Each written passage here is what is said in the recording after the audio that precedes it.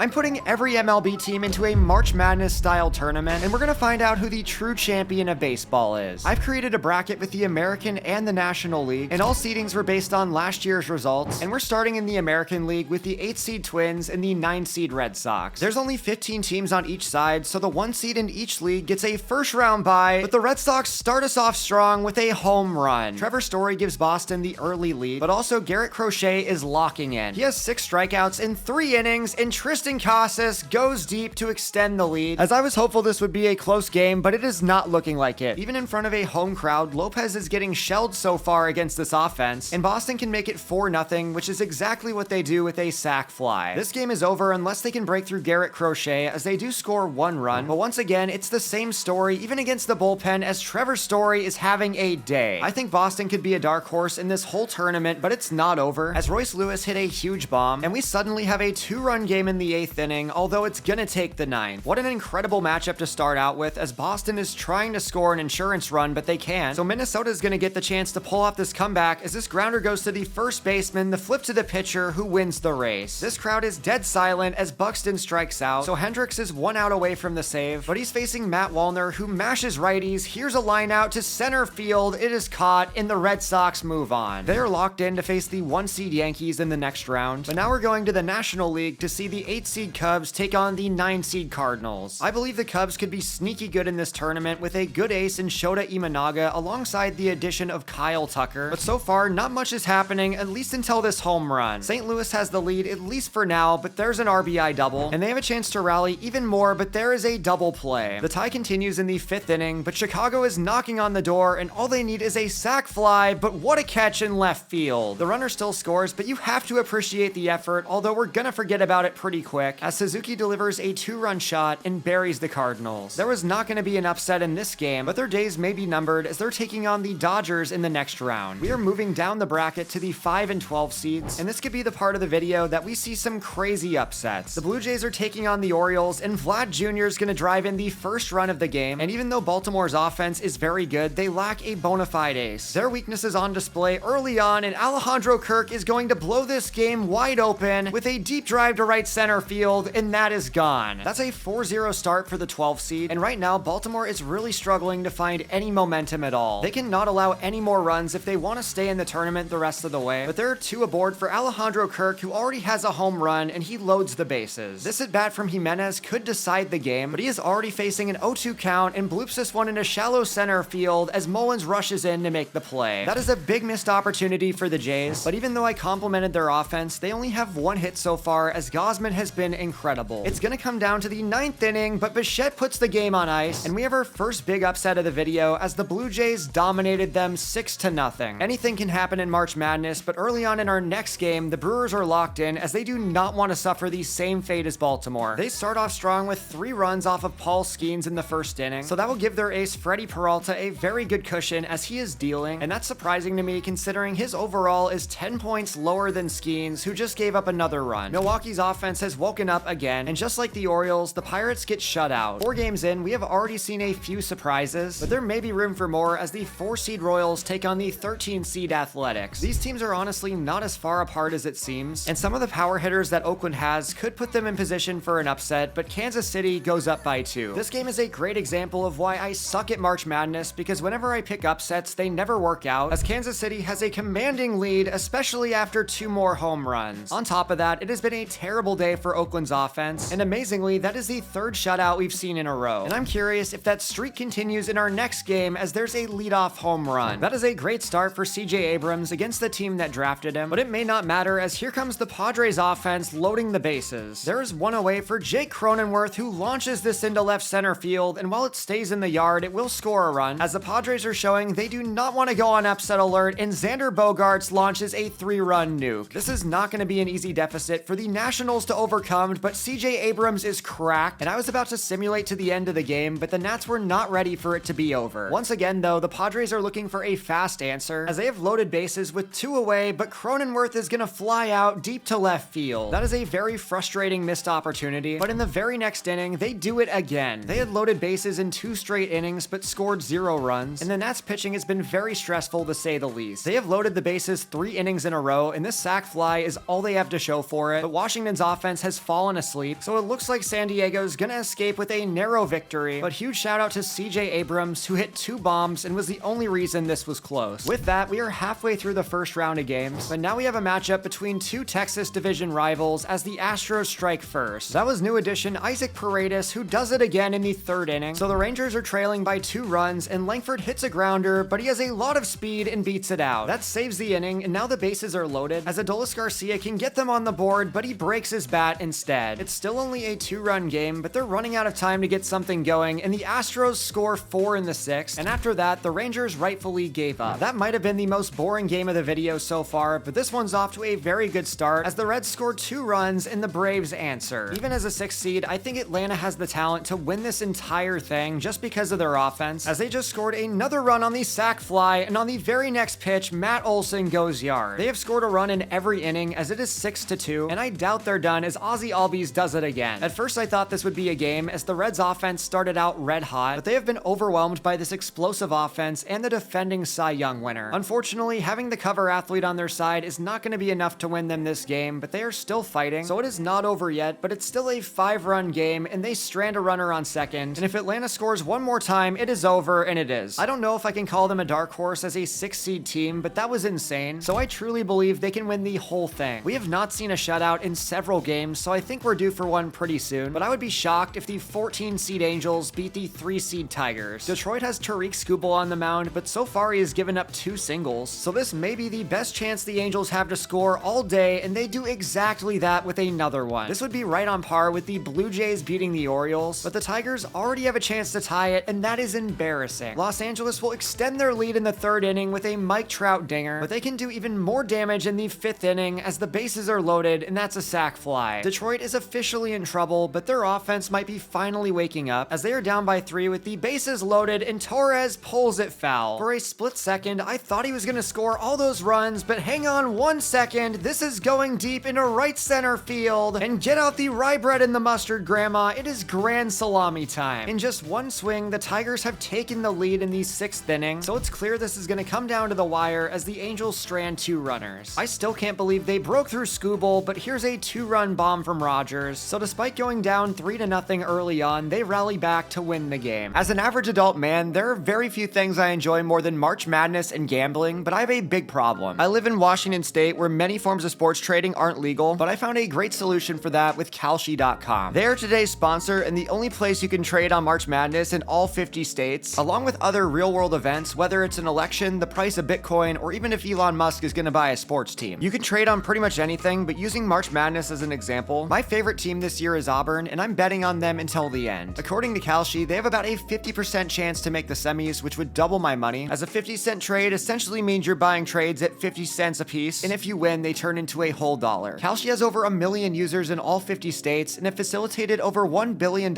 in trades, and they're your best option for March Madness. Put your money where your mouth is, and sign up using the link in my description, where the first 500 traders that trade over 100 contracts will receive a $10 credit. That was one of the best games yet, but I'm not nearly as optimistic for this one between the Rockies and the Phillies, although so far neither side is doing much of anything. The most shocking thing about this is Philadelphia has not gotten on base yet, and out of all the players I could choose to pitch a perfect game in this video, I think Yerman Marquez is near the bottom of my list. He is 72 overall, giving a playoff team major problems, but of course the Rockies offense has to capitalize for it to be worth it, and this could be their chance to get on the board as Estrada goes the other way with this one. Watching it drift down the line, it is foul. That nearly changed everything, but of course it is still the Rockies offense, and that has been a huge issue for them as the perfect game has been broken up. That is a very slight sigh of relief, but we are still tied at 0 apiece, but there's no way Tolia goes deep. The stalemate has finally been broken, and Philadelphia might be on their way to doing the most Philadelphia thing ever as Schwarber breaks his bat, and that is a double play. Trey Turner is their very last chance, but he is already facing a rough situation as that grounder goes straight to Tovar, who makes the play, and while the Angels couldn't get their upset, this one is even more insane. We've officially put the madness in March Madness, and we are not even through round number 1 yet, as the 7-seed Seattle Mariners are now taking on the 10-seed Tampa Bay Rays. The Mariners offense is off to a strong start, but JP Crawford leaves 3 runners on base, and that is exactly why many fans call them the Seattle Stranders. It is time for Tampa's offense to wake up, as they're going to score 1 run, but that was a crazy throw. They avoid a double play, and on the very very next pitch, Brandon Lowe gives them the lead. So one bad throw has made all the difference for Seattle as they are struggling to get anything going. With 2 on, the Rays can call game, but Logan Gilbert gets out of the bind, and in the next inning, Seattle's offense is in the same situation, but Luke Raley ties the game back up. These two teams are very close in seed, and that's showing as this is coming down to the wire, and right now it is very difficult to know who has the advantage, but Luke Raley is coming up clutch once again, hitting a dinger into left field. Just like CJ Abrams, he is stepping it up against his former team as his 4 RBIs win Seattle the game, and this one was an absolute banger. The Diamondbacks versus the Giants is another very interesting game on paper as they both have pretty good pitchers in Logan Webb and Corbin Burns, and overall they have kept this game pretty uneventful. The Giants signed Willy Adames this offseason, and finally there's some action as San Francisco gets on the board first, but Arizona's not about to give them an easy upset. A big double followed by a 2-run single ties the game, and now it feels like their offense has all the momentum as they score another run. It is great to see more competitive games after a few stinkers, and now I'm very interested in seeing what the Giants are gonna do down 1. There are 2 outs for Matt Chapman, who facing a 2-2 count launches this one nearly dead center. The G-men have once again taken the lead as Adames scores from first, and they are cooking as Wade also goes yard. Arizona could be facing an upset as that's a strikeout, so they need to lock in, and a Naylor double helps, but now they need to score him, and Suarez is gonna do exactly that with this dribbler up the middle. That at least makes it close in the 9th, but they are already facing 2 outs. Fortunately for them, Carroll drew a walk, so their best hitter gets the last AB, but that was embarrassing, and the Giants pull off the upset. I am very curious how the number of upsets compares to real March Madness, but it's fair to say that title belongs to us if the White Sox beat the Guardians. Cleveland may not have played their best offense, but they still won the game, so we are moving on to our final matchup of round 1, and with Juan Soto on their side, this should be a breeze. I feel really bad for Marlins and White Sox fans because they really never had a chance in this tournament, but while they don't get the spotlight in this video, I'm definitely gonna rebuild them this year, so check that out. Round 1 was full of surprises, but it is officially time to move forward to round 2, and after a first round bye, we're finally seeing the 1 seeds in the tournament. We have a matchup between 2 division rivals, but the Red Sox are off to a great start as they have a 3-1 lead in the 5th inning, while New York has 2 total hits. It seems Boston's kinda caught them lacking after a first round bye, but they do get 2 on board, so this one is certainly not over as Cody Bellinger delivers an RBI, and there's a great chance for New York to continue its rally, and right on cue, Giancarlo Stanton, that's a no-doubter. A 4-run 6th inning gives them their first lead, so the Red Sox are down to their final 3 outs as their top 3 hitters are their last chance. All it takes is one bad pitch to send this to extras, but there's another out, and while their offense started strong, it fell off as the game went on, and New York took advantage. New York is the first team to make it into the Sweet 16, and the Dodgers are looking to follow as they're going up against the Cubs, and we've already seen 2 home runs. They're showing exactly why they're the 1 seed, but Chicago has a real chance to rally with 2 aboard, and this sac fly ties it up. We cannot count out the Cubs, who I said were one of my dark horse teams, but after slowing down, the Dodgers load the bases, and Betts will get the chance to give them back the lead as he grounds into a double play, but it still scores. They have taken their momentum right back, and they now have a chance to extend their lead, and Will Smith belts the first pitch he sees out of the park. Just like that, it's a 4-run game, and despite my high hopes for the Cubs, this was too much to overcome, as no surprise, both 1 seeds are moving on. The Toronto Blue Jays were the biggest surprise of the first round, and I want to see if their magic run can continue, but they're already down 1 run. Thankfully though, they get out of the inning and now have 2 on, so they have a chance to rally and tie this game as there's an RBI from Bo Bichette. Seeing a 12 seed team make the Elite 8 would be insane as this one goes into left center field but gets run down, so we are still tied up at 1 apiece, but the bases are loaded. The Royals offense has been quiet ever since scoring a run in the first inning, but here is a double play, so the Blue Jays have a great chance to get something going, and this is their chance. They have runners at the corners with 1 away, and just like in last game, Alejandro Kirk comes up huge with an RBI double. Beating 2 playoff teams in back-to-back weeks would be diabolical work as they now have a 3-run lead, and it's gonna take a lot for Kansas City to get back in it. There's no way. This might be the best game of the entire video, and I would not be surprised if we go to extra innings. This would be the first game that goes over 9 innings as Toronto doesn't score, but recently the Royals have swung hot bats as there's 1 run, so we may not be going to extra innings after all as Bobby Witt Jr. ices it. Unfortunately for the Blue Jays, their Cinderella magic has run out, and we're getting what is hopefully a very different game between the Padres and the Brewers. Milwaukee got off to a fast start with a 3-run bomb, but do not count out San Diego as they nearly tie it up, but unfortunately they could not wave in the tying run and end the inning down 1. That is very good momentum regardless though, but Michael King loads the bases, so they they have another chance to get more runs on the board, but that is a wasted opportunity. This is a very good offense, so they might have missed their chance, as San Diego ties up the game, but neither side can score. It is still even in the ninth, and after nearly 20 games, we are going to extras. Our first matchup between two playoff teams is definitely not disappointing, but as the higher-seeded home team, the Padres can walk it off. Jackson Merrill nearly ends it. That was just a few inches away, but he slaps his next pitch into the shallow outfield. Tatis is coming home, rounding third, and the throw will not be on time. The Padres survive another thriller, but I think our next game could be even more exciting as the Astros are taking on the Tigers. If you remember, in round 1, Tariq Skubal kinda got embarrassed by the Angels, and he's already given up a run, and there are still runners at the corners with just one away, as this will be a sac fly. He really needs to get it together if the Tigers even want a chance, but thankfully there's a run, so it's only a one-run game, and Jake Rogers delivers with a dinger. It looks like that is exactly what Skubal needed to lock back in, as the Astros offense has gone cold. It will all come down to the 9th inning, but overall, while this game started out very exciting, the Tigers quickly pulled away just as they did against the Angels, so we are very close to locking in our Elite Eight, but all I have to say is good luck to the Rockies. Atlanta's offense was terrifying in the first round, and it took them a while to warm up, but they rally with 3 doubles, and while the Rockies held in there, they used up all their magic against Philadelphia. There are just 2 matchups left in our Sweet 16, and I truly believe the 7-seed Mariners are about to upset the 2-seed Cleveland Guardians. At least in this game, I don't think Cleveland is that great, and they're definitely not as talented as their number 2 seed suggests, as Seattle loads the bases and is trying to score on a sac fly as the throw comes in time. They have stranded 3 runners on base, and here comes Cleveland, tying the game, but Seattle's trying to load the bases again, and they do exactly that. It would be hilarious if they choked again, but Mitch Haniger keeps this fair down the first base line to score 2 runs, so now the pressure is right back on the Guardians as Seattle scores again, and it will not be easy to come back from a 3-run deficit, but add 3 more. That is a decisive upset victory for the Mariners, who knock off the number 2 seed Guardians. Just like Cleveland, the Mets are beatable as there's a cheek shot, and that loads up the bases, but the Giants cannot capitalize. They at least take the lead, but it's still 1-0, so they're very lucky Logan Webb is pitching a gem, but Juan Soto delivers. The Giants have gotten on base today way more than the Mets, but those stranded runs could cost them, especially because it feels like New York has the momentum. They're 2 aboard with 1 away for the Mets, and here's a slow grounder to second. He needs the double play, the flip, and the throw is not in time. That means there's runners at the corners, but here's a strikeout, so Logan Webb gets out of a jam, but this offense is struggling. They have not done anything in several innings, and we're going to extras, where the Giants can't even score a ghost runner. What are they swinging at? This all pitching, no offense approach is making me miss the Mariners, as I'm literally begging for someone to score, and finally the Giants deliver with an RBI single from Willy Adames. I still remember that I got grilled for calling him Willie Adams in my first ever video, and over 2 years later, we are still out here getting pronunciations wrong. Is this gonna be a dinger? It will not, but it still ties the game. I'm gonna simulate this game play by play and just kinda see what happens, as the Giants have 2 guys on, but pop up, but now New York has runners at the corners, and this game's finally over. This was not pretty at all, but New York still survives, so we are done with round 2 and moving on to the Elite Eight. We are starting off with an exciting matchup between the 1-seed Yankees and the 4-seed Royals, but we're still scoreless even though both teams have gotten on base. There have been so many runners in scoring position, but bend don't break. There's been a combined 15 hits for 0 runs, so we're still scoreless, and it's gonna stay that way going into the 9th inning. We are back in extras, and what a pitch from Williams, who gives the offense a walk-off chance, but they suck. I definitely recommend grabbing popcorn, because I don't think this one's gonna end anytime soon, as I'm simulating, and sure enough, the side is retired. We may be watching one of the strangest games of baseball I've ever seen, as that was almost an RBI, but Bobby Witt Jr.'s cracked, and it looks like we have another scoreless inning. I should honestly just sim to the end. We have seen all we needed. I'm leaving this up to the sim gods as the Royals pull ahead, and New York's in trouble, down to their last out, but there's no way. Paul Goldschmidt walk-off home run. Of course that's how this one's gonna end, as it wouldn't have ended any other way. Dinosaur-aged Paul Goldschmidt goes deep to center field. Wow. The 1-seed Yankees survive with the signature moment of this video, and while I'm very curious to see this Padres-Dodgers game, I don't think it's gonna be nearly as exciting. Los Angeles has already taken the lead, and there's a 3-run bomb, and with Ohtani on the mound, it is unlikely the Padres come back, as there's a bunch more runs from the Dodgers, who win the game 11-1 and move on to the Final Four. Both number 1 seeds are locked into the semifinals of this tournament, but now it's time to decide their opponents, as the Mariners have looked very impressive so far, and there is a 3-run bomb against Skubal. He's given up early runs in every game he's played so far, but always seems to recover, so it is all up to their offense to rally back, and that is not good for their chances. I like the Mariners, but I am not gonna rig a March Madness tournament in a video game, so if you're mad at me for anything, I'm sorry your team lost, and what a catch. That outstanding play prevented a run, but it's not gonna matter as Seattle scores anyway, so if Detroit's gonna catch up, they need a run per inning. Unfortunately though, Seattle's bullpen shut them down, and there's a 2-run nuke, so thanks to me hacking the game like an absolute menace, the Mariners are moving on to the Final Four. That is a huge upset for a 7-seed team as we're moving on to the final matchup, and so far this has been a very tight game, but the Mets have scored on 2 sac flies. It is do or die for Atlanta in the 7th inning as Albies smokes this to get 2 aboard, and they could be 1 swing away from getting on the board, which this grounder is gonna accomplish. That's not the greatest result ever, but it's still better than nothing as Kelenic flies out, and it's only a 1-run game with 2 innings to go. Just like Seattle, they're looking for an upset against a much higher seeded opponent in the Mets, and while this inning got off to a very good start, Matt Olson is faced with a full count where he clutches up, driving in both runs. Atlanta takes the lead in the top of the 8th, and they've been my dark horse since the beginning as there's another run. The Mets could really use some of last year's playoff magic right now, but this could be over. Albies behind the back, the throw to first, safe. New York lives another play, but that was a huge whiff, and Atlanta is moving on to the Final Four. We've got some real diversity in our bracket with 2 1 seeds, a 6 and a 7, but these underdog teams are facing their biggest challenges, and that's a huge start for New York. They nearly lost that crazy game to Kansas City, so now they are rightfully locked in as they have a 2-run lead in the 2nd inning that they cannot grow on. The Mariners beat the 2-seed Guardians and the 3-seed Tigers to get here, so they are not strangers to the bright lights, but Aaron Judge buries them. It has been a fun run for Seattle, but it looks like it's coming to an end after another Judge homer, as I apparently did a terrible job of rigging the tournament. We have locked our first team into the finals, and for any fans of an underdog, the Braves are your last chance to get one, but they are not off to a good start, as it seems the Dodgers' offense is simply too much. They have a massive lead in the 8th inning, and Atlanta's offense is not looking great, so in a very boring twist, we're gonna get a World Series rematch. If the movie Moneyball taught me anything, it's that underdogs don't always win, and at least in the case of the Yankees and the Dodgers, you can buy success. New York is off to a good start, but here come the Dodgers, and while this final round is not that interesting, the Yankees getting revenge would at least be the silver lining. The tying run is on second base, but Andy Pages says forget about it. He launches the go-ahead home run. That was a 4-run inning for the Dodgers, and make that 6, and that's crazy because the Yankees had a 3-0 lead like a second ago. They at least score a run in the 7th to make it a bit closer, but still need 2 more, and if they want to catch up, they cannot allow another run here, and they don't. This game is an absolute nail-biter as Goldschmidt goes deep, and you can't deny this is an absolute thriller. It is only a 1-run game in the bottom of the 8th inning, and it seems New York has all the momentum in the 9th inning. However, that flyout followed by this strikeout definitely hurt as they're down to their final out. You could be witnessing the final at-bat of March Madness in MLB as this is hit well, but not well enough, so the Dodgers survive and win the whole tournament. If you enjoyed this video, click right here because you might also like those ones too.